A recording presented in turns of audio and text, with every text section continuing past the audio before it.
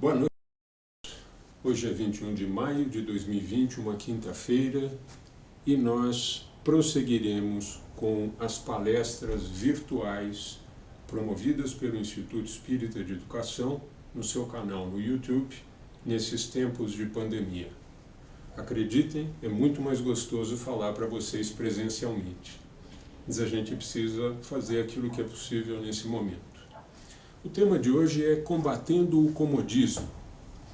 E é uma expressão, combatendo o comodismo, que nos lembra muito coisas que as nossas mães nos falariam, né? As mães, elas brigam com o comodismo dos filhos.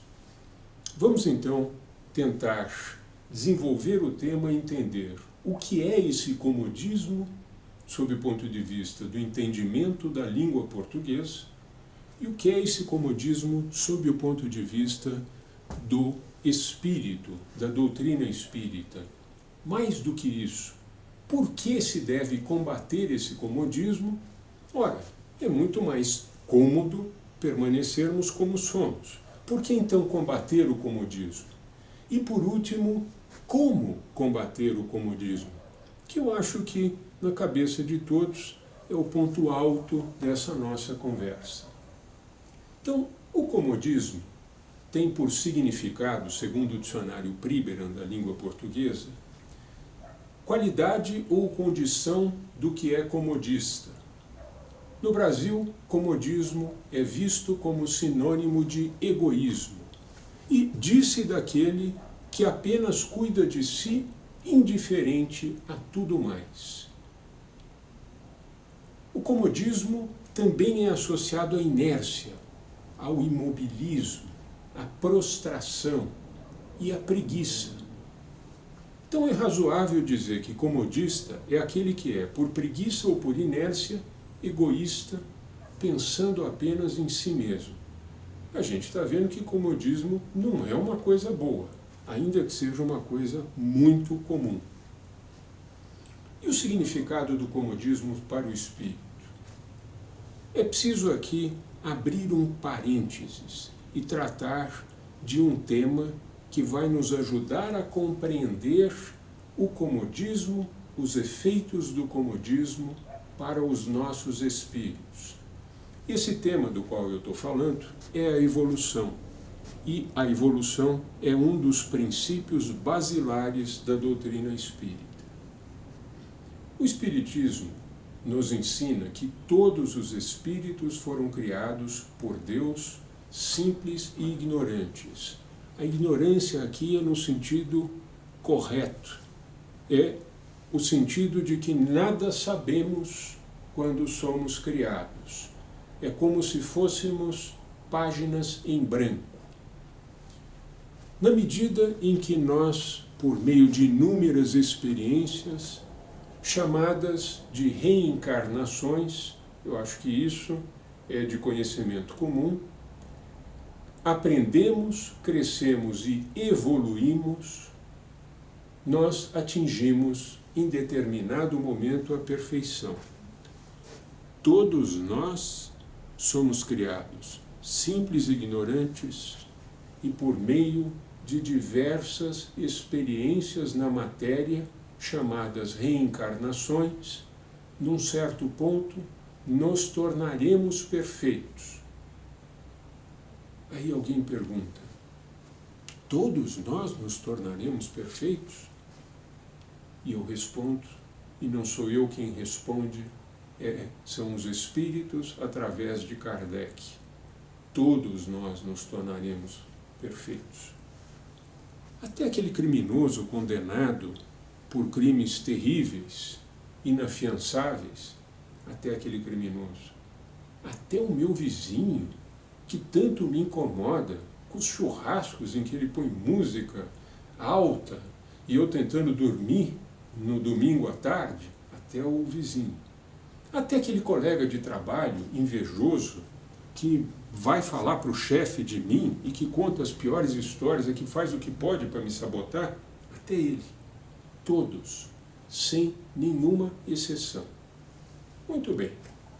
Então, outra dúvida que surge, uma vez que a gente entende que todos seremos perfeitos mas todos seremos perfeitos evoluindo na mesma velocidade? Bem, aí a resposta é não. À medida em que o espírito evolui, ele passa a adquirir em doses crescentes consciência. Esse processo é bem interessante. Lá no comecinho, o espírito é a tal da página em branco. E ele está tão em branco que qualquer experiência, seja um pouco à esquerda, à direita, em cima, embaixo, sem nenhuma conotação partidária, ele estará aprendendo, ele estará incorporando conhecimentos ao seu espírito, experiências, emoções. Mas, à medida em que ele vai ganhando este patrimônio, ele passa a ganhar, em pequenas doses, à medida em que vai vivendo nas suas diversas encarnações, consciência. E, com essa consciência, ele ganha livre-arbítrio, podendo, a partir daí, respeitando um princípio da justiça divina, fazer uso desse livre-arbítrio e escolher seus caminhos, caminhos melhores ou caminhos piores. Evoluindo, portanto, mais ou menos rapidamente. Então vejam, é fato que todos somos criados simples e ignorantes e que um dia seremos perfeitos. Mas também é fato que a velocidade desta evolução que nos leva à perfeição, ela é ditada pelos nossos atos, pelas nossas escolhas, quando fazemos uso do nosso livre-arbítrio. E isso a justiça divina respeita muito. Voltando ao nosso tema, comodismo, depois de passarmos pelo parênteses da evolução, nós chegamos à conclusão que o comodismo, assim, é uma dessas escolhas. Eu posso escolher o caminho da comodidade, assim como eu posso escolher o caminho da ação em busca de coisas melhores. Não é preciso dizer que mais cômodo é a estagnação. Mais cômodo é permanecer como eu estou. Mais difícil e trabalhoso é buscar coisas que me transformem. Transformações dão trabalho. As consequências dessa escolha, além da menor velocidade de crescimento, uma consequência óbvia da qual nós já falamos, envolvem também compromissos adicionais com aqueles que dependiam de nós para o seu próprio crescimento. Nós vivemos num mundo em que existem outros encarnados que interagem conosco. As nossas decisões não afetam apenas a nossa velocidade de crescimento. Muitas vezes, elas afetam daqueles que estão próximos a nós. E isto significa um compromisso adicional. O comodismo traz pelo menos dois efeitos imediatos.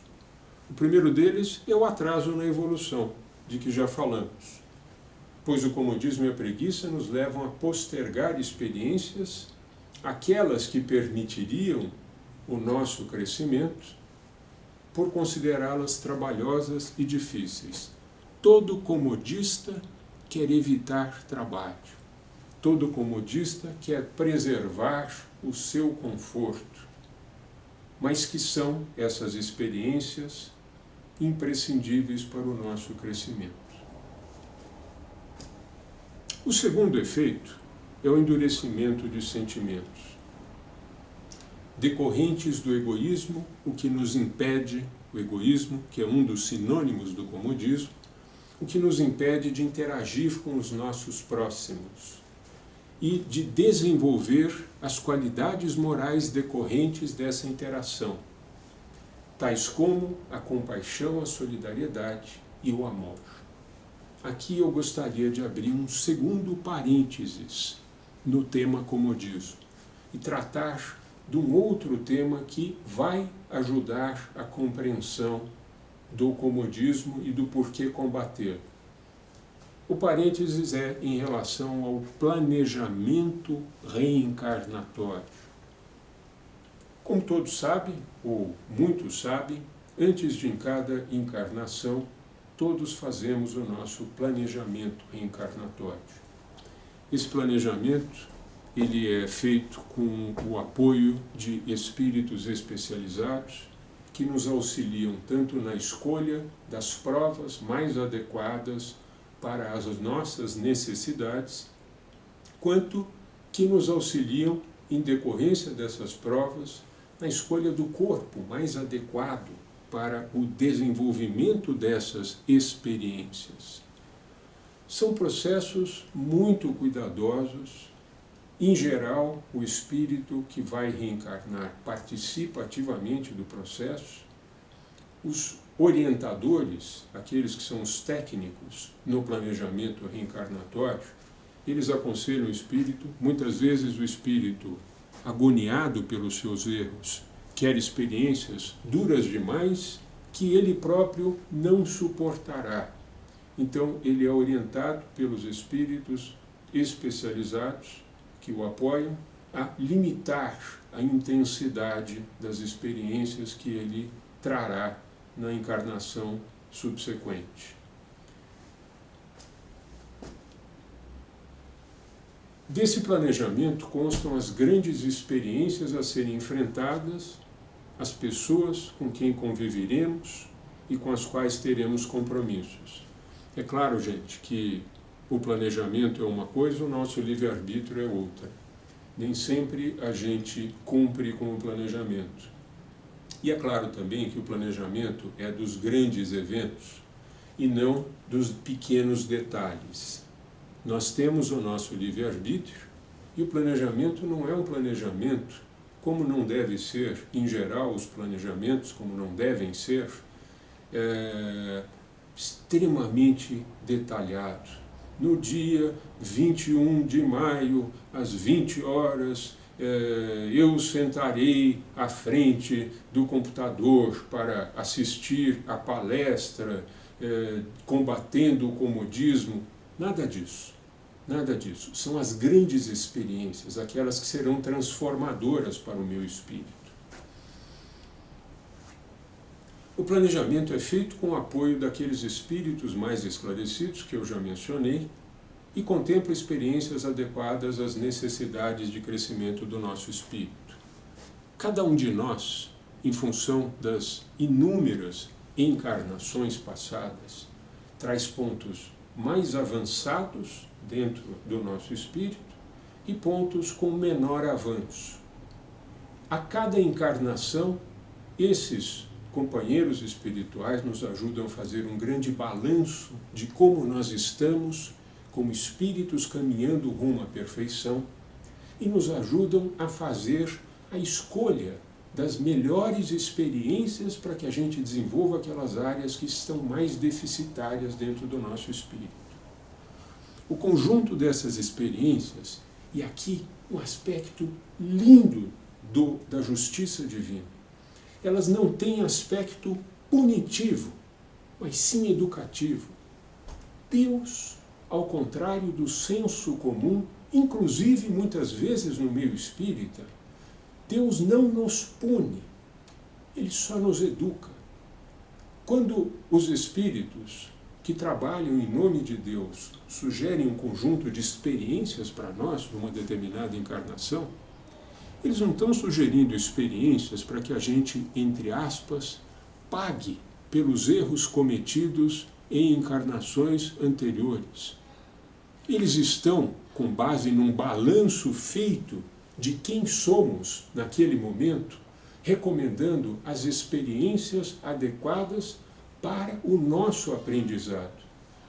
É por isso que a pena de talião não se aplica na visão do Espiritismo.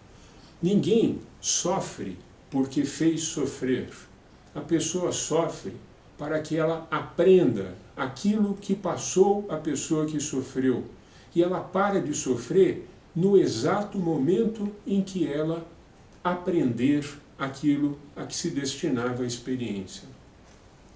É por isso que muitas vezes os espíritos trazem no reencarne experiências duras pelas quais eles sequer precisam passar, se eles promoverem dentro de si as transformações correspondentes sem a necessidade da experiência. Vejam que bonito. A justiça divina não é punitiva, ela é educativa. Ela é verdadeiramente uma justiça de pai e de pai amoroso. Deixar de passar por uma ou por algumas dessas experiências constantes do nosso planejamento, por comodismo, significa, no mínimo, postergar o aprendizado correspondente. Se nós precisamos aprender algo, planejamos uma experiência cujo objetivo é nos ensinar aquilo, e a gente, por comodismo, deixa de enfrentar, usando do nosso livre-arbítrio, porque o comodismo, o exercício do comodismo, é o exercício do seu livre-arbítrio. Nós postergaremos esse aprendizado. Porém, é muito importante lembrar, tudo o que nós deixarmos para trás, um dia terá que ser enfrentado nesse nosso caminho rumo à perfeição. Por que combater o comodismo? Por que não ceder ao comodismo, já que ele é tão bom? Já que fugir das experiências ruins é tão cômodo? Porque ele causa estagnação, ou seja, paralisação na nossa evolução.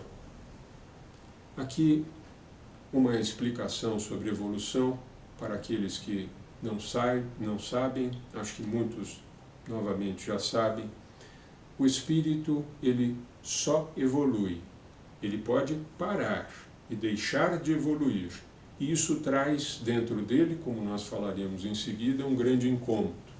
Mas ele nunca retrograda. Espíritos não recuam na sua evolução, porque aquilo que a gente aprende como espírito, a gente não desaprende.